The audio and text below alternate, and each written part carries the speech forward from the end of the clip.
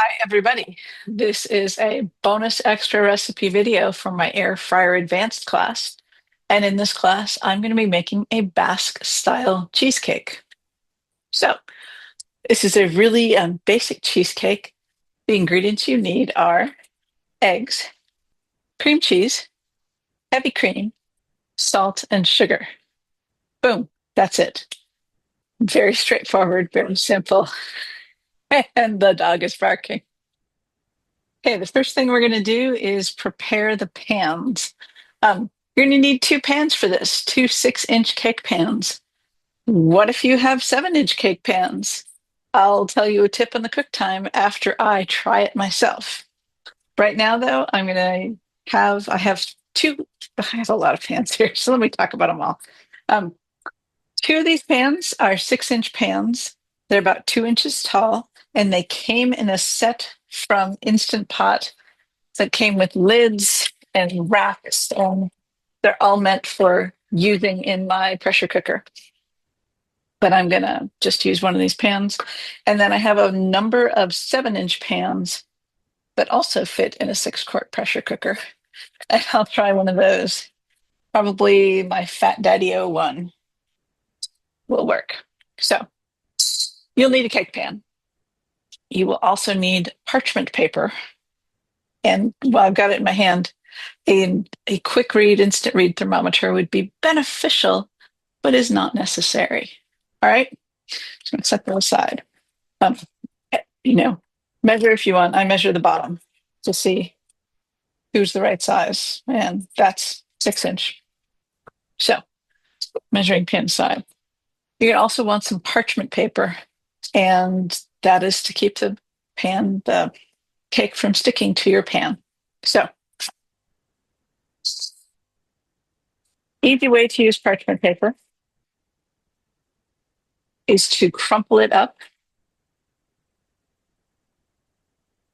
and then unfold it and press it down into the pan. If you want to get it wet,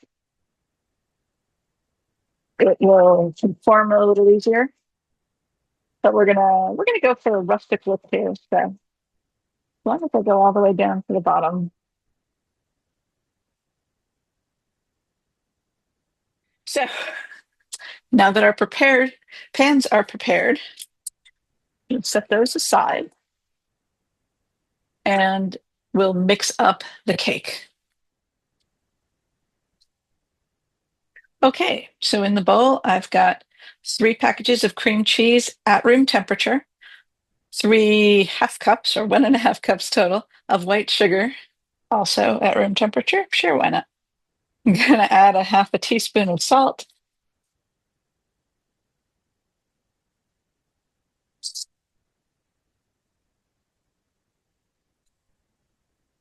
And 5 large eggs, also at room temperature.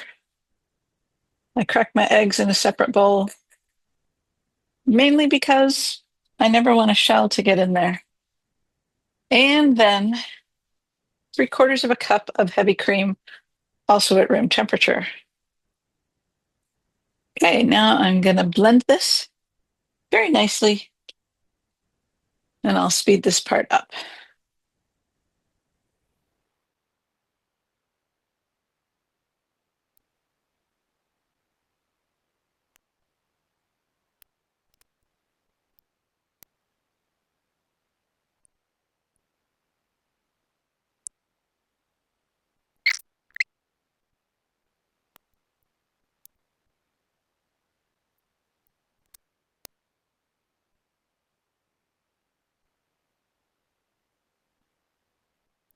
Okay, after your batter is mixed, you need to divide it between your 2 pans.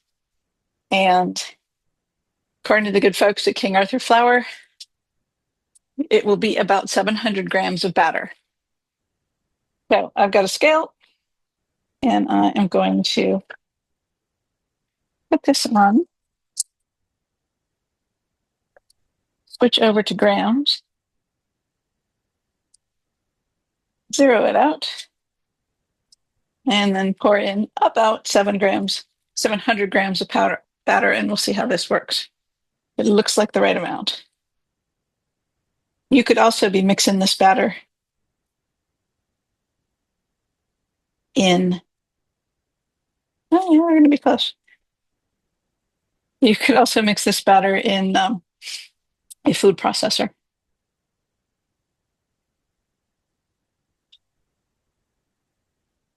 All right, stop.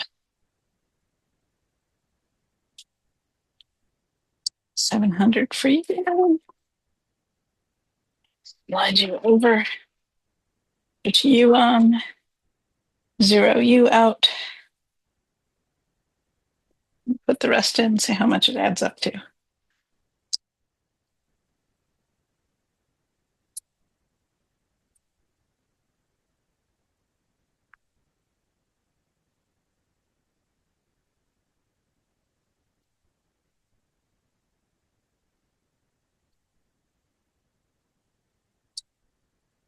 Dang, I'm impressed.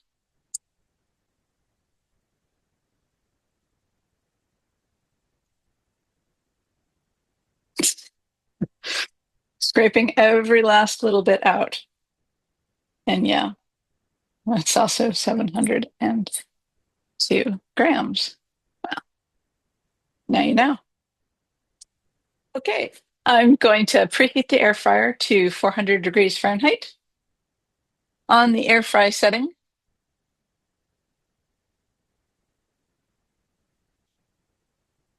and we'll worry about the time later. Next thing I'm going to do is I want to get any chance of air bubbles out of the batter, so I'm going to drop it a few times.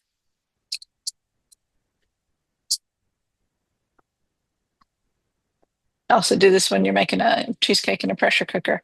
And if you look around the edges, you'll see bubbles start to come up. So I'll switch cameras for you. So watch around the edges for the bubbles.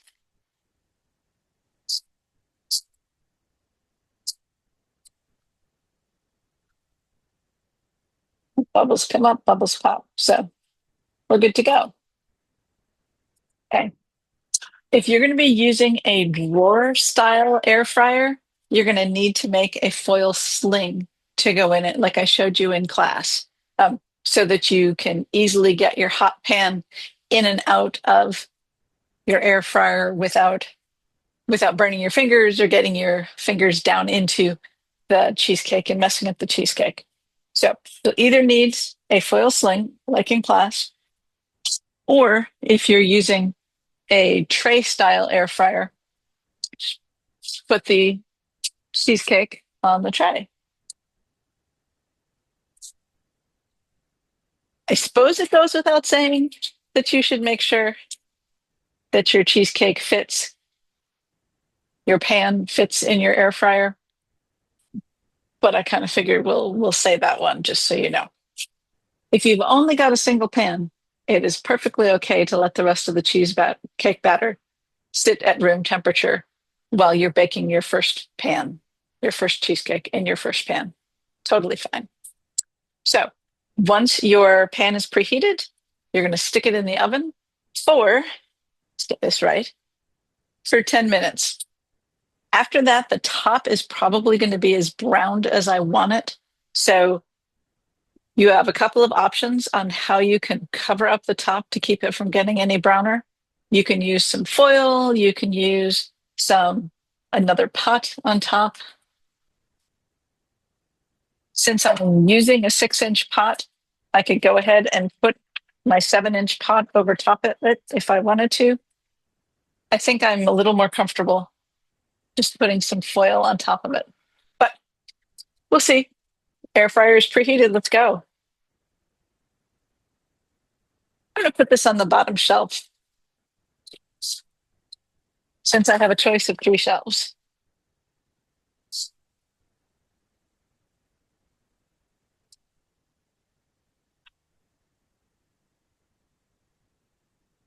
All right.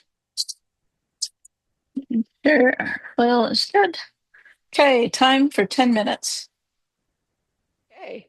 The 10 minutes are up, and let's take a look at the top of this cheesecake.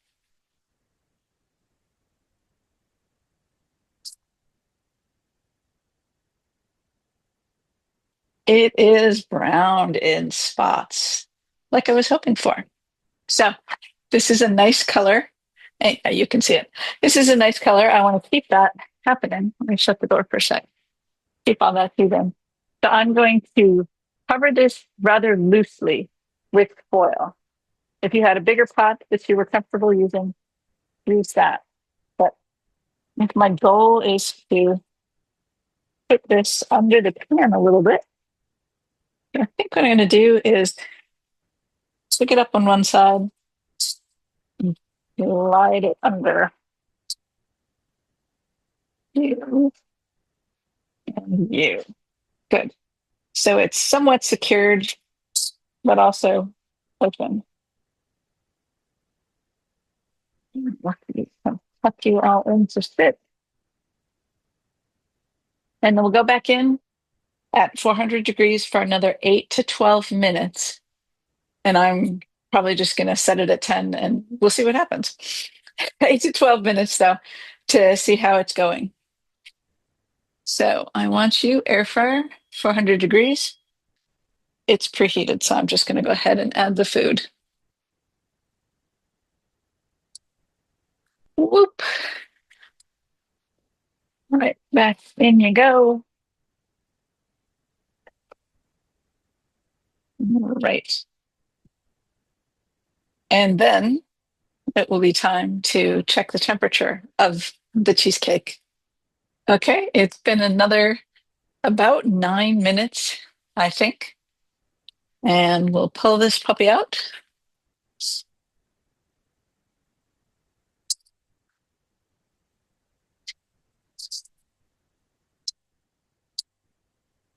And check the temperature.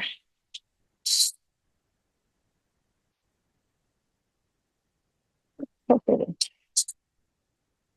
I'm looking for it to still be jiggly, but not like crazy jiggly. So I'm going to check the temperature about 1 inch from the side and 1 inch deep.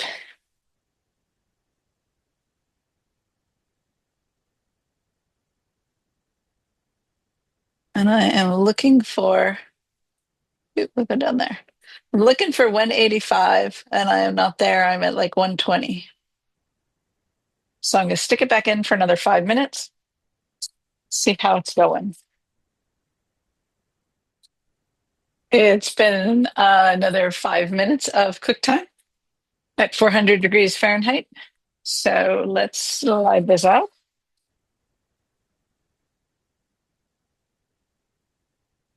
And get my things over here.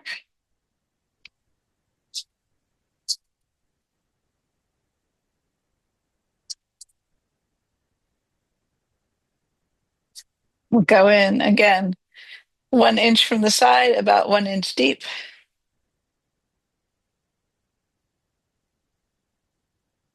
You are at 185. Took you a minute to get up there. Yeah.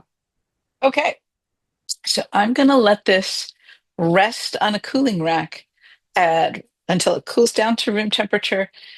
And then I'm actually going to throw it into the fridge overnight because I like a more sliceable cheesecake kind of texture. If you want to let this cool for another 30 to 60 minutes, so it's mostly room temperature, but not chilled, you're going to have a very custardy texture cheesecake. I'm going to let this cool.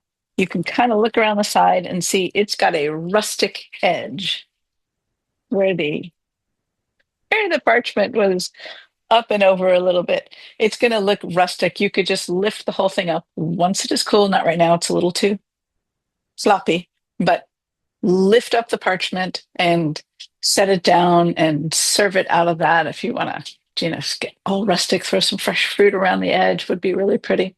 But this is it. And then I'll take a picture of this other one in the slightly wider pan and see how that works out. Hey, let's check the 7-inch pan after 10 minutes. It is still nicely jiggly. I'm going to let it get a little bit more brown just because I would like it to have a little bit darker brown. So I am going to not cover it with foil and do another 5 minutes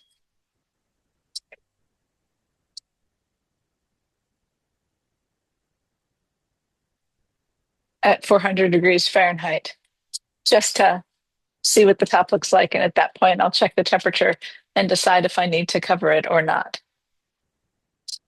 All right, so after additional 5 minutes, so a total of 15 minutes, I've checked the temperature 1 inch in and 1 inch down, and it has come up to, well, it was up at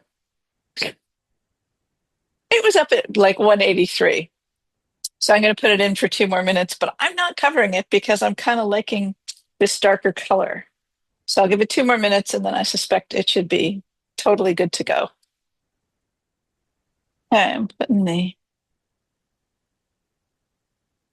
temperature in, thermometer in, about an inch in, inch down. We're up to 185. We're up to 190 really.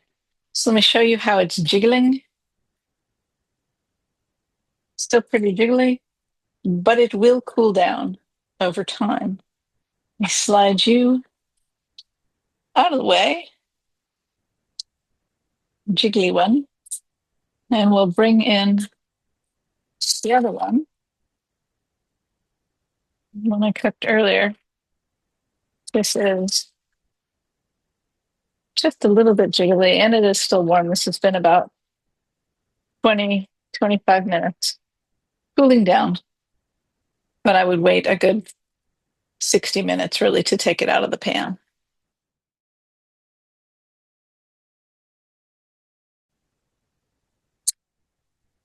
But pan is prepared. You need to go outside. Let's take your cardigan off. Yeah, the scale is over there for you. How did you get there?